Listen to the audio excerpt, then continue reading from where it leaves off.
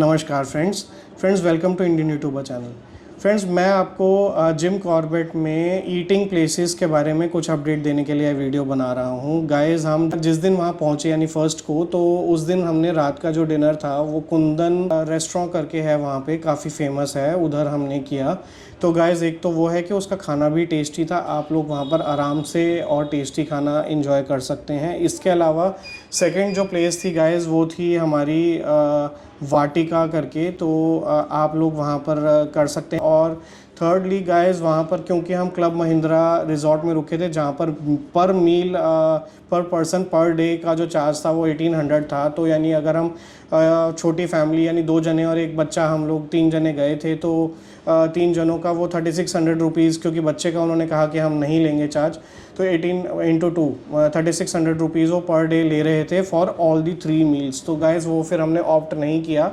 तो हमने ब्रेकफास्ट करने के लिए फिर लास्ट डे, जिस दिन हमने वापसी का ट्रैवल करना था, उस दिन फिर हमने ब्रेकफास्ट किया। तो गाइस, तीनों ही जगह पर खाना काफ़ी अच्छा हमें मिला।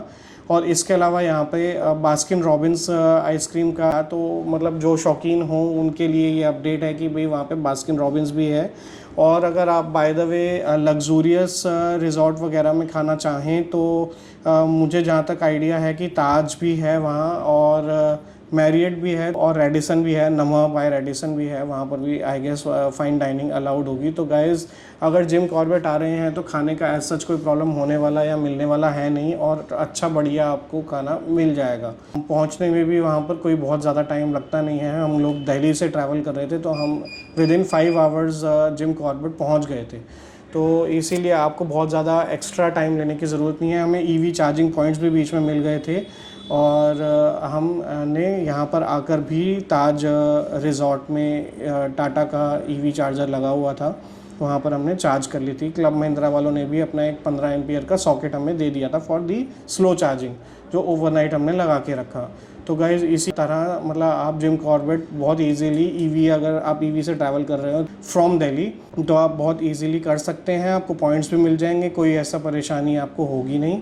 और गाइज़, वहाँ से फिर अगर आप मान लीजिए जिम कॉर्बेट से नैनीताल जाना चाह रहे हैं, तो वहाँ पर भी आपको ट्रैवल वन साइड आप फुल चार्ज कर लीजिए ओवरनाइट, और उसके बाद आप अगले दिन सुबह नैनीताल जा सकते हैं। नैनीताल आप जाके और वापस आ सकते हैं। इसका मेरा जो एक्सपीरियंस है, वो मैं नीम करोली बाबा के यहाँ गया था आश्रम में, कैंची धाम। तो गाइस, वहाँ पर जो जाने का डिस्टेंस था वो 105 किलोमीटर्स एक साइड। जाने के टाइम पे गाइस, जो 105 था वो हमारी बैटरी लगी वो 150 किलोमीटर्स की लग गई, क्योंकि चढ़ाई थी तो रेस ज़्यादा देनी पड़ रही थी, चल रही नहीं थी, तो इसी वजह से। बट उतराई के टाइम में गाइस, वही सारी की सारी हमारी रिकवर हो गई, और सिर्फ 50 किलोमीटर्स की रेंज हमने यूज़ की। यानी टोटल 205 किलोमीटर्स 210 किलोमीटर्स हमने ट्रैवल किया 200 किलोमीटर्स की बैटरी लेके ही।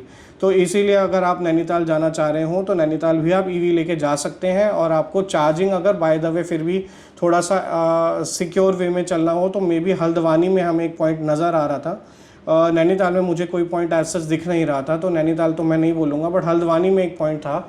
तो अगर आप चाहें तो हल्द्वानी या रामनगर एरिया में भी आप लोग चार्ज कर सकते हैं। नहीं तो आप फुल चार्ज करके अगर चलेंगे, और अगर आपकी गाड़ी 250 किलोमीटर की रेंज दे देती है, तो मे बी आप from Jim Corbett to Nainital and back आप आ सकते हैं। अगर आप को बहुत ज़्यादा कोई रास्ते में गलत टर्न या मतलब कोई ऐसा फंसावट ना मिले जिस वजह से आपको कोई बहुत ज़्यादा बड़ा डाइवर्शन लेना पड़े, तब एक अलग बात है। अदरवाइज़ 250 किलोमीटर आप लोग आना जाना कर सकते हैं इफ़ आपकी गाड़ी फुली चार्ज्ड हो। तो इस तरीके के और एक्सपीरियंसेस और अपडेट्स के लिए मेरे साथ जुड़े रहिए। Thank you.